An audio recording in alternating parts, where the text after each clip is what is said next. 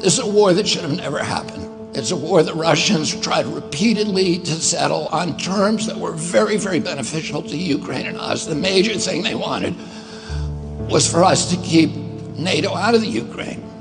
The big military contractors want to add new countries to NATO all the time. Why?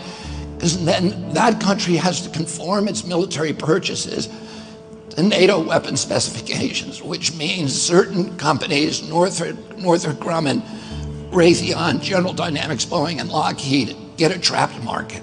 In March of 2022, we committed $113 billion.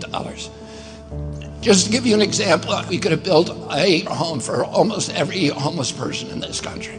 We then committed another $24 billion since then, 2 months ago, and now President Biden's asking for another $60 billion. But the big, big expenses are going to come after the war, when we have to rebuild all the things that we destroyed. Mitch McConnell was asked, can we really afford to spend $113 billion to Ukraine? He said, don't worry. It's not really going to Ukraine.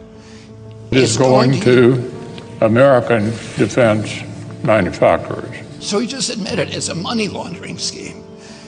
And who do you think owns every one of those companies? BlackRock.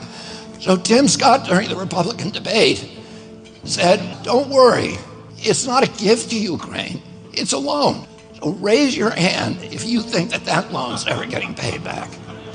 Yeah, of course it's not. So why do they call it a loan? Because if they call it a loan, they can impose loan conditions. And what are the loan conditions that we impose on? Number one, an extreme austerity program, so that if you're poor in Ukraine, you're going to be poor forever. Number two, most important, Ukraine has to put all of its government-owned assets up for sale to multinational corporations, including all of its agricultural land, the biggest single asset in Europe. In Ukraine, there's been 1,000 years of war fought over that land. It's the richest farmland in the world. It's the breadbasket of Europe. 500,000 kids almost, Ukrainian kids, have died to keep that land as part of Ukraine. They almost certainly didn't know about this loan condition. They've already sold 30% of it. The buyers were DuPont, Cargill, and Monsanto. Who do you think owns all of those companies? Yeah, BlackRock.